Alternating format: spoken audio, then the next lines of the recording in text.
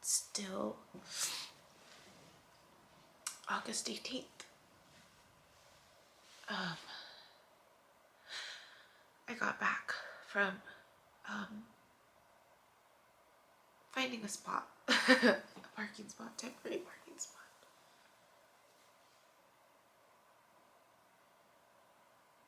I just feel tired. So I walk back and I decide to lay on my bed. And there's a part of me that wants to go back to sleep. And I'm listening to MJ's message again because I think I shared I was half asleep when I heard it.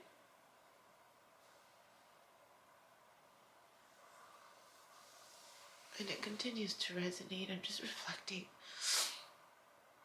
on yesterday a little more. The interactions, the mannerisms, the experience, really.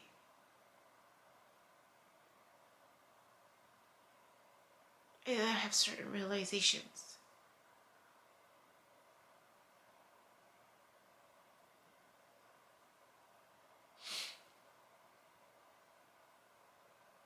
And then I'm turned on my bed, like on my stomach, and I have my eyes closed, and then I see a flash of light. And then it's quick to go away. And I kind of took it like, get up, Yubi, get up. Go meditate.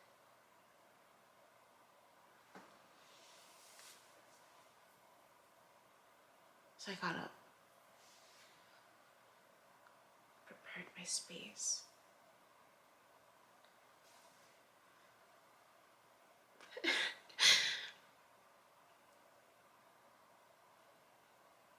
And I get emotional.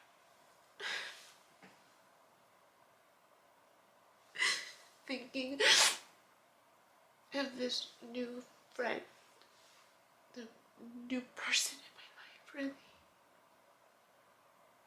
And I can't stop crying. I can't stop crying.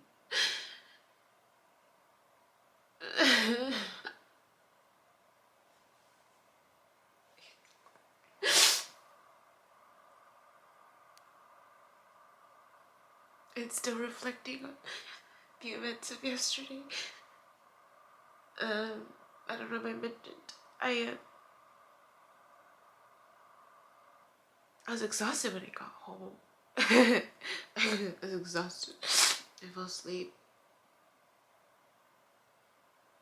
Then I woke up and I wanted to write him an email thanking him for the day.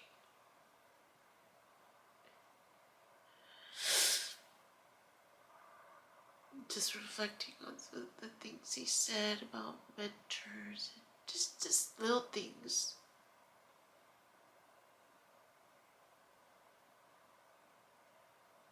So in my email, it's a long email, I asked him if he's a mentor and if he considers himself to be one, and if, you know, what his thoughts are of doing a trial run with me to see if it's a good fit. Because I need a mentor in this world, right? In the stuff that I've been experiencing.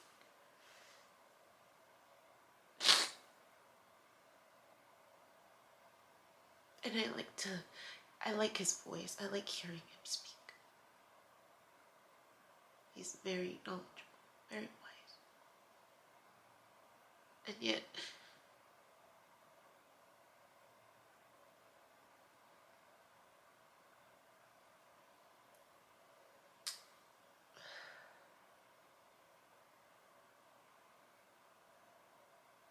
there was,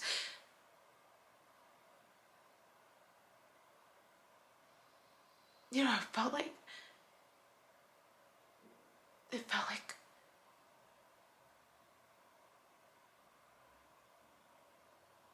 again, that same feeling, like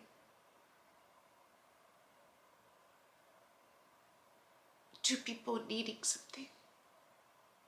You know, I asked him if he had children. He doesn't have children.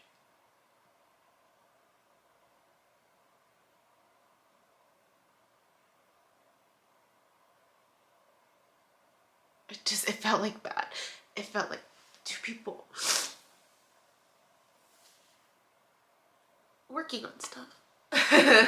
Working on stuff. Still needing something to work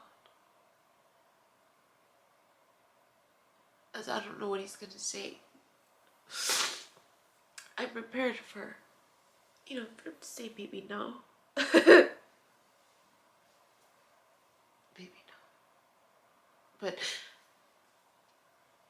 I couldn't stop crying, thinking about him this morning. As I tried to meditate, I couldn't stop crying.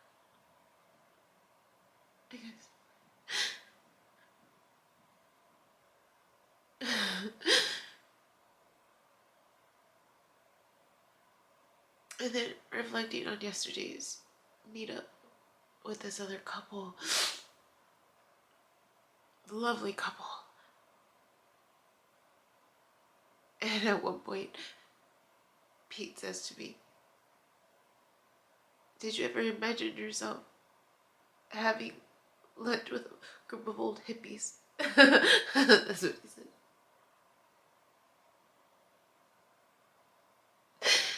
And I said no. But I lied.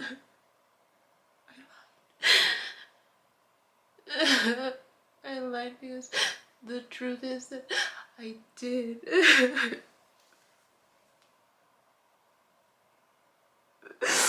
I did imagine myself surrounded by older people. I did. Moving up here, I did. Like there was this knowing that was my community for some reason.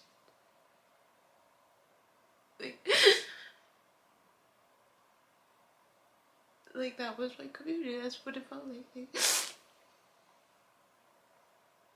Not home, but just like I just knew I would be surrounded. Like that would be my new group. Mostly surrounded by older people.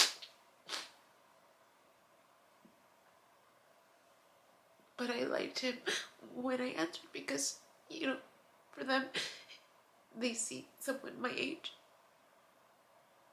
And it looks like I'm out of place, maybe. And then, if I said yes, I'd have to explain why. Why I thought I did. And that requires more energy, more time, more sharing of information that they might not get. I mean, it's the first time I meet them, They don't know me, and I don't know them. But I was reflecting on that question. He said, when he asked me, and the realization that I had, yeah, I did imagine myself. And then I was thinking about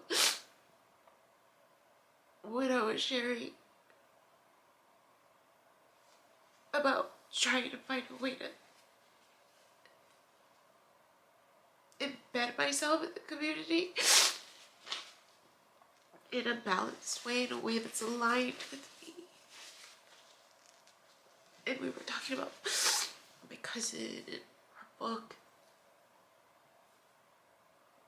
and the community that I grew up in, and this feeling that I always had of being a part of the community, but really not.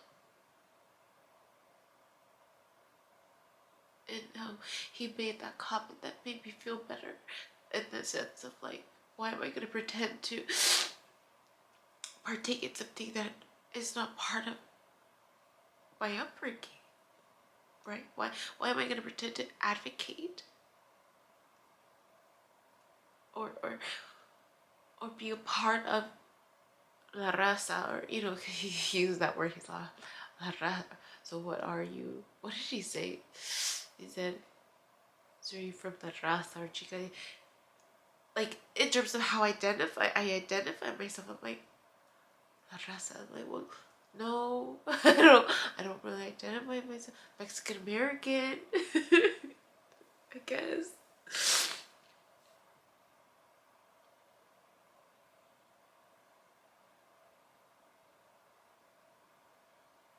But just that, again, that feeling of like,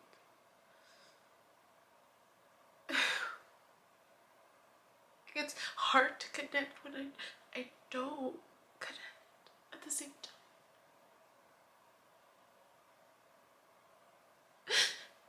And not wanting to force something if it's not in my alignment. Right?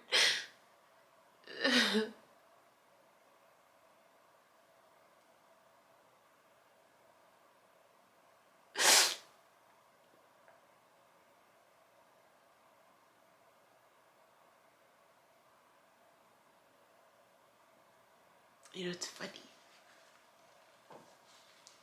with older people. I remember taking a grief and loss class, or it was a health class in grad school. But I think it was around grief. Maybe it was grief. I don't remember. But we talked about the importance of touch. The importance of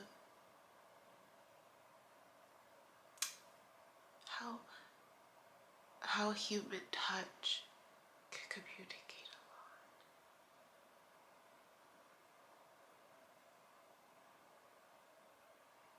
And that came to mind this morning. How oftentimes with the older generation it's something that's not, it doesn't occur as often for whatever reason. When you're a kid, you get hugs for the most part, right? Depending on your upbringing. But as it just shifts depending on your lifestyle, depending on who's around you, how you've painted your world up to that point.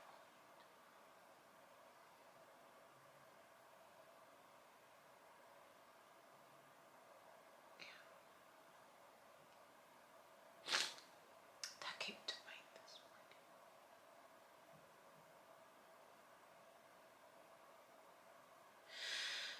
That came to mind this morning. So I couldn't really meditate because I was just crying. I was just crying.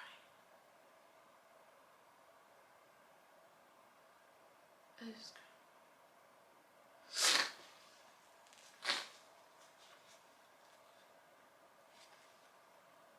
Yeah, that was all I wanted to talk about. That was all. So we'll see if he agrees to being my mentor. Because he's really smart.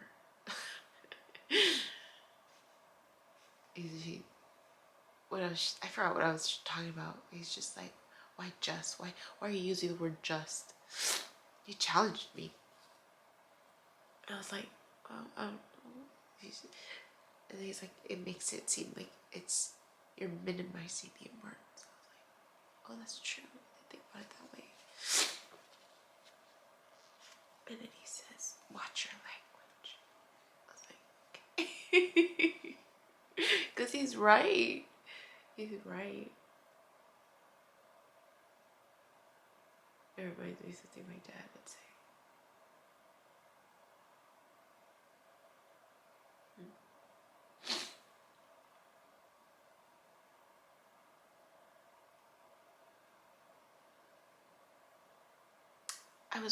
English isn't, I told him, like, English wasn't my strongest subject in school. I was an AP, honors English, AP English. But really, I think it's because I was a good test taker and I scored high. I don't think it was because I really grasped. I don't, maybe it's all my head, but I mean, even when I took the SATs, it was always borderline. It was always borderline gifted, if you will. Like, I mean, I remember I shared with him how I wanted to be a writer. I had forgotten. And I shared with him the story that my mom shared with me, that I did a comic book. And then he kept correcting me. He's just like, graphic novel. I'm like, oh, comic book, graphic novel. I was like, okay, graphic novel. But I remember done. I'm like, I don't remember doing it. I don't remember. But that's what I'm being told. And I told him that I did it in one of those classes. I told him I was part of GATE, Gifted and Talented Education. And then he's like, were you tested? Like, he started asking more questions. Were you tested? Like, I remember there was being a test. There was an interview for sure. And I remember there was some type of test. And he asked me if it was an IQ test. I'm like, no, I don't think it was.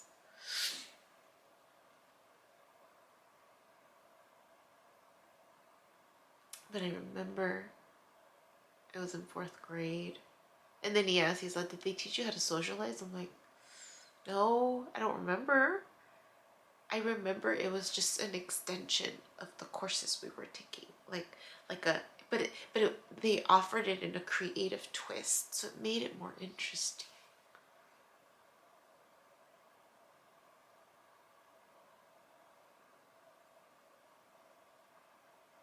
He said he was a prodigy when he was younger. I believe it. So the stories he shared, I was like, wow. How would you know? You know? Anyways.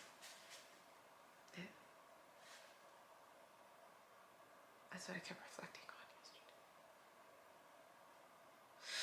I felt better. I think I'll take a shower.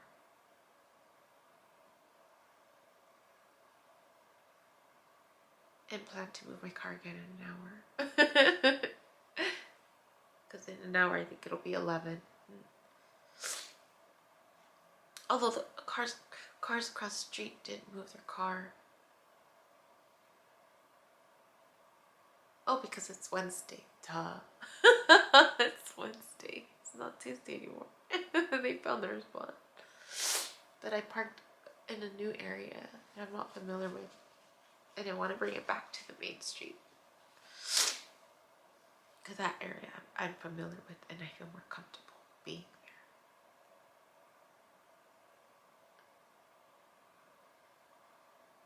So yeah. And then I'll go wash clothes today.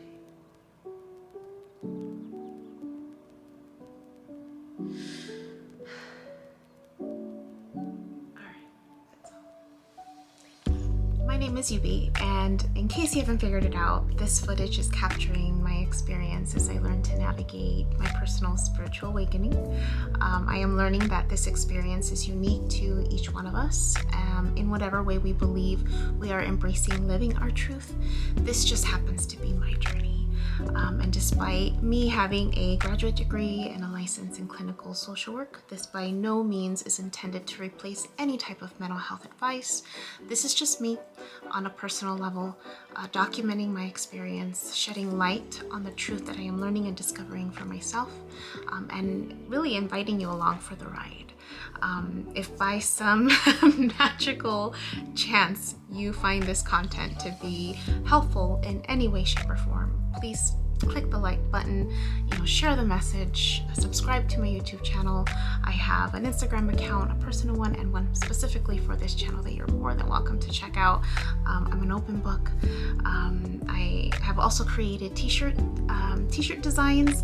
I'm wearing my favorite one right now, which is the North Node design, but I have that and other things that you can look at inspired by this process and journey, and I have the link in the description box as well as in the about section of my YouTube channel. So you're more than welcome to check those items out. Any type of support is, great. Again, if you find this content really helpful or meaningful, sometimes when we take that step and be vulnerable, with showing what's inside our hearts and what's really our truth, we realize that we're much more connected than what we thought we were. And so I hope that as I'm living this experience, and that you find some type of truth for yourself, or find some type of ability to heal in some way just by relating, just by knowing that you're not alone. That really has been my goal with this process, not just being able to connect with others, but really for my own healing. It's definitely been a therapeutic experience and a very creative one for myself. So I thank you, and I wish you all the best, and we'll see what else